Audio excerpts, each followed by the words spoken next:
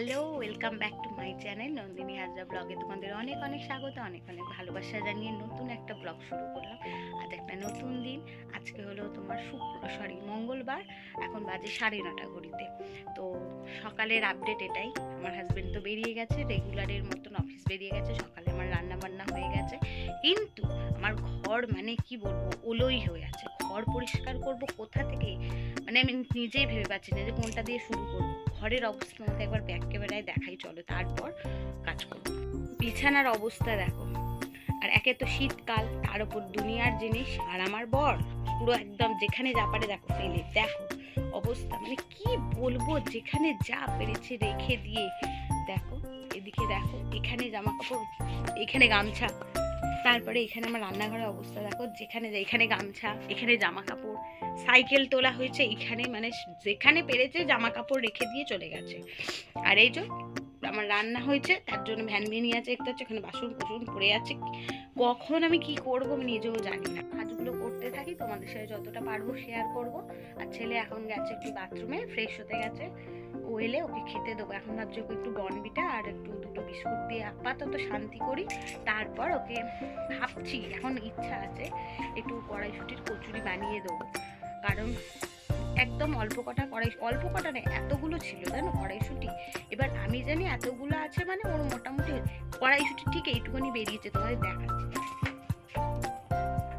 এই দেখো, দেখতে পাচ্ছ, এই কড়াইশুঁটি বেরিয়েছে। এই তো মিক্সিতে মানে কি বলবো, বাটাই যাবে না। ওই শিলনোড়াতে একটুখানি, যেহেতু ওকে বলে ফেলেছি, বুঝতেই পারছো বাচ্চা মানুষ, ওই বলে ফেলেছি ওই শিলনোড়া একটুখানি থেতো করে একটুখানি ওর মতো 4-5টা হলেই হলো। ওরকম করে দিই, ওর ব্রেকফাস্ট হয়ে যাবে। তো চলো, দুপুরে কি রান্না করেছি, মানে রান্না তোমার হয়ে গেছে দুপুরে, সেটা তোমাদের একটু পরে শেয়ার করবো, ঠিক আছে? এখন চলো, ছেলের ব্রেকফাস্ট তোমাদের বললাম যে কড়াইশুঁটি আছে, ওই কটা দিয়ে একটু কচুরি বানিয়ে দেবো। এই মতন 4টে হয়েছে, 4টে না 6টা হয়েছে। তো ওকে 4টে দিয়েছি, ও তো 4টে বোধহয় খেতে পারবে না। তো চলো খেয়ে নিক। হ্যাঁ, ও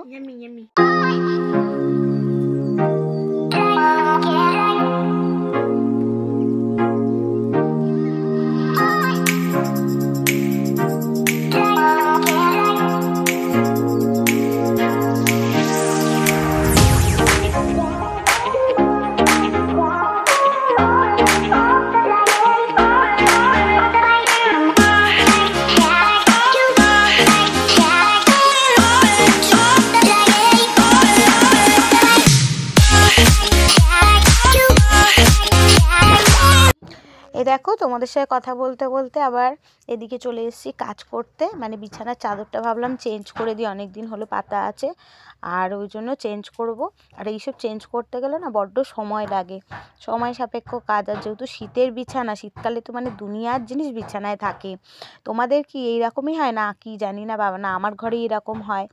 তো যাই হোক, এই যে বিছানায় তো ব্ল্যাঙ্কেট কম্বল এটা ওটা থাকে, তারপর আমার ছেলে রাতে যাবতীয় জিনিস নিয়ে শোয়, সেসব থাকে। আর দেখতেই পাচ্ছ, ও কিন্তু ওর কাজ করে যাচ্ছে, দেখো নাচছে, করছে, স্থির নেই একটু, আর আমার সাথে বকবক করে যাচ্ছে, আবার একবার করে হাসছে, এইসব করে যাচ্ছে। আর এখন আমায় বলছে, তুমি কি এই চাদরটাই পাতবে? ও নতুন চাদর, মানে কোনো কাঁচা নতুন চাদর পাতলেও খুব খুশি হয় ঘরে। তো আমি জানো তো ডবল বেড কভারই পাতি, মানে একটা পেতে রাখি গদির ওপর, আর একটা তার উপর পাতি। তাহলে কি হয়, বিছানাটা খুব টান টান থাকে আর ভালো থাকে। আর না হলে আমার ছেলে যা সারাদিন বিছানা অত্যাচার করে, বিছানার চাদর তাহলে গুটিয়ে চলে যাবে। সেই জন্য আমি সবসময় ডবল বেড কভার পাতি। একটা পেতে দেখতেই পেলে একদম টান টান করে একদম গদির সাথে গুজে দিলাম, আর একটা চাদর এরকমভাবে পেতে দিচ্ছি। আর এই চাদরটা না তো বেশ বড়, কিন্তু আমি বেশি ঝোলাই না, আমার ওই ঝুলিয়ে চাদর পাতা একদম ভালো লাগে না বেশি। তো যাই হোক, এদিকে তোমাদের সাথে বকতে বকতে দেখো আমি কাজগুলো করেও নিচ্ছি। আর আমাকে দেখেছো, গায়ে কিন্তু চাদর নেই, সোয়েটার নেই, কিছু নেই, একটা হাউস কোট পরে নিয়েছি, ব্যাস আমার ওতেই ঠান্ডা চলে গেছে। আর শুধু পায়ে আছে মোজা। পায়ে মোজাটা কেন, কারণ আমি পায়ে মোজা দিয়েই থাকি বাড়িতে, জুতো পরেই থাকে, আমার পায়ে ভীষণ নইলে যন্ত্রণা হয় মেঝের ঠান্ডাটা লাগলেই। আর এখন যেহেতু কাজ করছি, করতে করতে গরম লেগে গেছে, ওই মোজাটাও খুলে ফেলে দিয়েছি, দিয়ে এদিকে কাজগুলো করতে থাকছি। আর এই যে বিছানার চাদর তুলবো, বালিশের ওয়ারগুলো চেঞ্জ করবো, এসব করতে না অনেকটা সময় চলে গেছে জানো তো। তো যাই হোক, এসব করতে তো সময় লাগে। তারপর ভেবেছি এইসব করে একটু বাজারের দিকে বেরোবো, কারণ একটুও বাজার নেই। আর ওই শীতকালে না সবজি খেলে না একদম ভালো লাগে না, শীতকালে একটু বেশ সবজি খাবো। আর সব থেকে বড় কথা বাজারে গিয়ে নানান রকম সবজি দেখলে ভীষণ ভালো লাগে। একদম ক্লিন করলাম, দেখেছো? সমস্ত বালিশের ওয়ার চেঞ্জ করে এই করতে না বড্ড সময় লাগে, বালিশের ওয়ার চেঞ্জ করতে গেলে। বালিশের সমস্ত ওয়ার এই যে চেঞ্জ করলাম, সমস্ত বিছানার চাদর চেঞ্জ করলাম, সব কিছু গোছাম। বিছানাটা এখন পরিষ্কার হলো, এখনও মানে ঘর পরিষ্কার করব, ঠিক আছে? আর দেখতেই পাচ্ছ এগুলো করতে আমার অনেকটা সময় লেগে গেল, আর হাঁপিয়েও গেছি, কারণ আমি না এইরকম করে কাজ করলে এখন হাঁপিয়ে যাই। তো যাই হোক, এখন এইটা হলো, এরপরে এখন ঘরদোর পরিষ্কার করব। ঘরদোরের অবস্থা দেখো, পুরো দেখাই যাচ্ছে, দেখো মানে কি অবস্থা, আমার তো নিজের গা ঘিন ঘিন করছে। আজকে না আমার সব এলোপাতাড়ি হয়ে গেছে, নইলে আগে আমি বিছানা মানে ক্লিন করি, তারপর সমস্ত কাজে হাত দিই, কিন্তু আজ সব গন্ডগোল হয়ে গেছে। যাক, কিছু করার নেই, রোজ তো আর এতে চলে না বলো, তো করে নিই, পরে আসছি।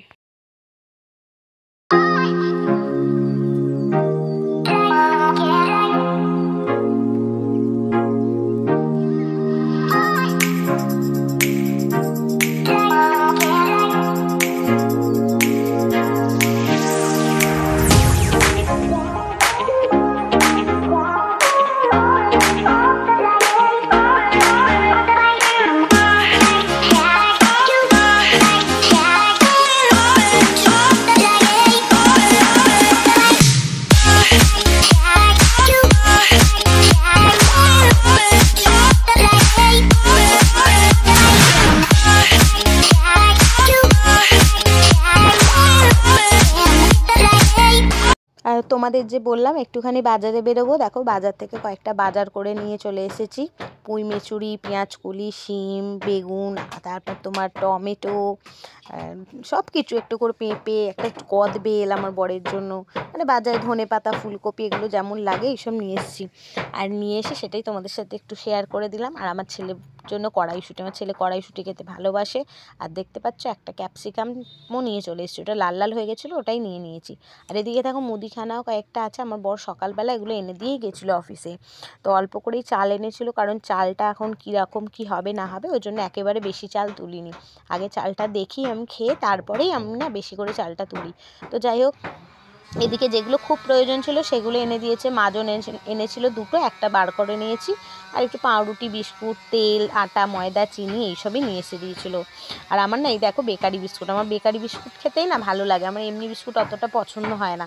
তো যাই হোক, আমার বড় আজকে বলেছি বেকারি বিস্কুট নিয়ে আসবে, তাই নিয়ে এসছে। নাহলে ওকে দোকানে পাঠিয়ে যদি বিস্কুট আনতে বলি, দোকানে গিয়ে কোনো বিস্কুট চায়ও না, বলেও না, মেরি বিস্কুট নিয়ে বাড়ি চলে আসে। দেখো স্নান হতো আমার হয়েই গেছে, আর আজকে আমি পুজো করিনি, আমার ছেলেই পুজো করে দিয়েছে, অনেকক্ষণ পুজো দিয়ে দিয়েছে। এই যে পুজো আমার অনেকক্ষণ হয়ে গেছে, প্রদীপ পেয়েও করে দিয়েছে। আর খাওয়া দাওয়া আমাদের কমপ্লিট হয়ে গেছে। আমি অনেকক্ষণ পর আসছি, সকাল থেকে আসার সময় করতে পারিনি, চুলটা ভিজে আছে বলে এই এখনও শুকনো করছি। আর আমার হাজব্যান্ড তো সেই, তোমাদের তো বলা হয়নি, কারণ আমি তো ভিডিও রেগুলার দিতে পারছি না, তাই জন্য শেয়ার করা হয়নি। আমার বর ছিল না, ও গেছিলো একটু ঘুরু করতে, আমাদেরকে ফেলেই চলে গেছিলো বন্ধুদের সাথে। তো যাই হোক, ওই জন্য আমাদের জন্য গিফট নিয়ে এসছে। গিফট পেতে কার না ভালো লাগে বলো? গিফট পেতে প্রতিটা মানুষেরই ভালো লাগে, সে যেরামই গিফট হোক, ছোটো বড় দামি গিফটের তো কোনো দাম হয় না। তো যাই হোক, আবার ভালোবাসার মানুষ যদি দেয় নিজে থেকে কিছু এনে, সেটা তো মানে বিরাট পাওনা। তো যাই হোক, চলো কি এনেছে তোমাদের দেখিয়ে দিয়ে একবার ব্যাক ক্যামেরা করি। ফার্স্টেই দেখাই, আমার ছেলের একটা গাড়ি, দেখতে পাচ্ছ একদম আমার ছেলের গাড়ি, একটা সুন্দর দেখতে গাড়িটা হয়েছে, কিন্তু ভীষণ সুন্দর, ভালো লাগছে, একদম পুরো যেন অরিজিনাল। আর বড় সড়ো আছে, দেখতে পাচ্ছ একদম বড় মতো।